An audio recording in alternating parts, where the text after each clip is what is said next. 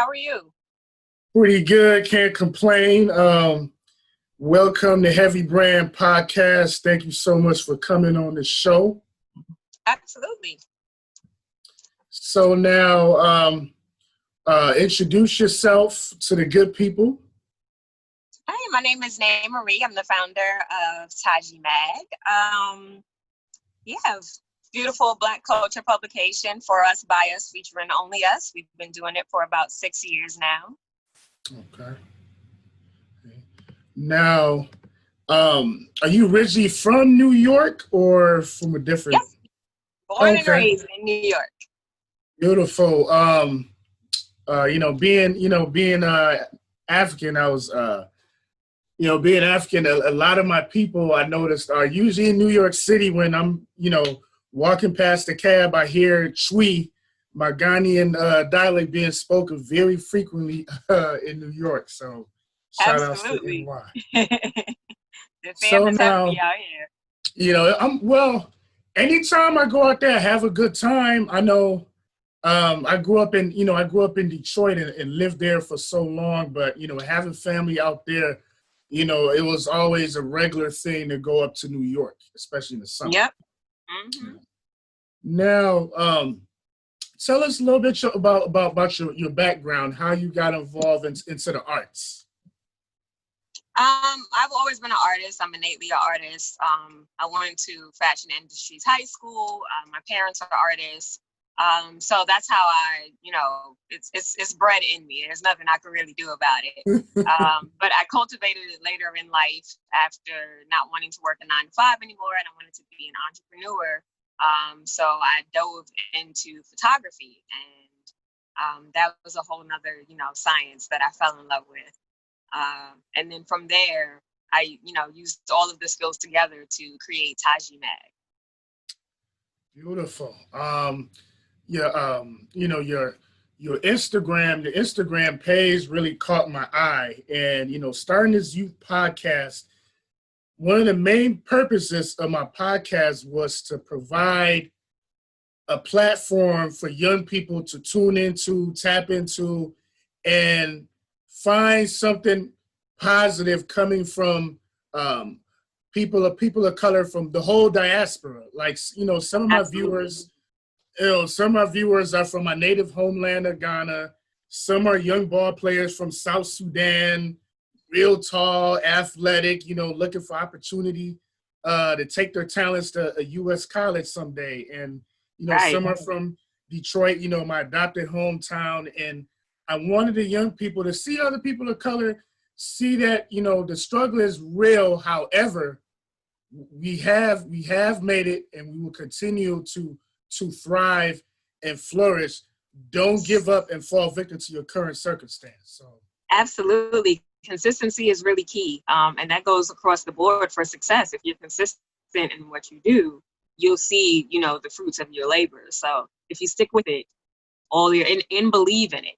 If you stick with it and believe in it, you'll see a lot of your dreams come true. Yes, ma'am.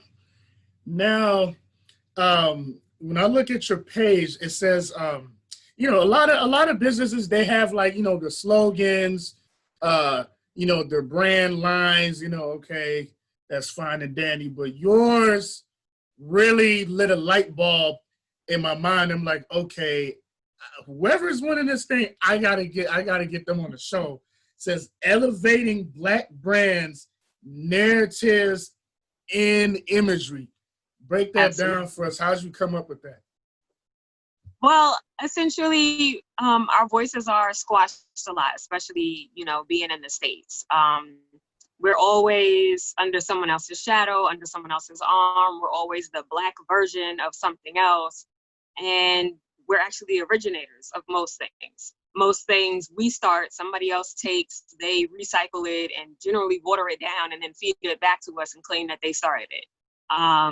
So basically that's we're reclaiming a lot of our narratives and imagery, and then elevating, giving, the platform is giving space for those brands to elevate and to rise where they might not have the opportunity to do so otherwise.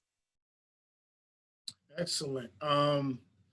Now, I seen you, feature like casting calls, and one casting call, it was refreshing to see because so not to date myself, but I'm an '80s baby, and you know, so how it was like now in my era, in my neck of the woods, being dark skinned created a lot of battles for me growing up because literally when I stepped foot on American soil, 1987, you know, up until I was 5.5 years old, everybody looked like me for the most part. I Right. had aunties that was maybe copper tone, but everybody was black. So, when I came to the United States, it was like, oh, why he's so dark, or why he's so black, or it made me color conscious, for the first time, so Yep. going through my melanin wars, and seeing that casting call that you had on your Instagram page. It said casting call for Royal Guards, dark brown or dark skin, free form or locks and froze wanted. And I was like, salute, like I really like if people only knew the struggle, the image, the image battles that some young people of color go through, and sometimes it's self-inflicted, within our own Right. Yeah, absolutely. communities, so I appreciate what you bring to the table. Now, have you done any other like collaborations with other people? Oh, always, all the time. So that casting call is actually for LJE Model Agency. Their owner is producing a film, so he's looking, for those people to cast for that film. And all the time, we're doing, different collaborations with different agencies, different Black businesses. We've done giveaways, campaigns, whatever we can do to, really work with the community and put us at the forefront as much as possible.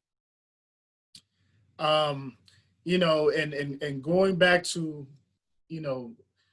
Black businesses, supporting each other, collabing. I challenge, some of our leaders um, to guide the younger generation and take advantage of our talents. I know in Ghana we actually have bamboo. Right. And it's crazy because when I was growing up, I thought that it was only like in China or Japan. Mm-hmm. So, a couple of years ago, I was on my business minded tip, and my brother, he used to teach out in Detroit, but he moved back to Ghana, and he's more business minded than me. I was like, hey, bamboo's starting to be real profitable here. I've been watching a show called The Lion's Den, and some guy was trying to sell toilet paper made from bamboo. I was telling my brother, Yep. Quincy, man, you need to look into this. Like maybe we can, set something up. And then a few months ago, on a YouTube video, there's a company called ecoplanet Bamboo. ecoplanet Bamboo is like probably the largest corporation dealing in bamboo, and guess where one of their largest plantations is now located?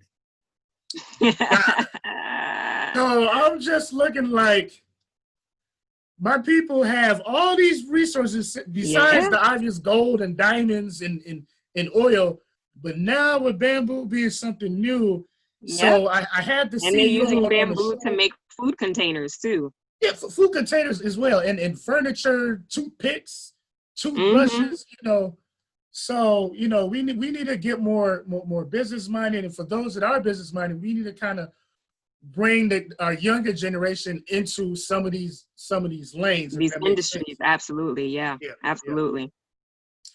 Now, where did you get the ideas to make some of like the beads and the rings? I seen one. It wasn't quite. It was like a nose ring, but it was like some real next level and real intricate Voila. So now you made that, or you got Yeah, somebody actually, making it I for you? made everything that I'm wearing.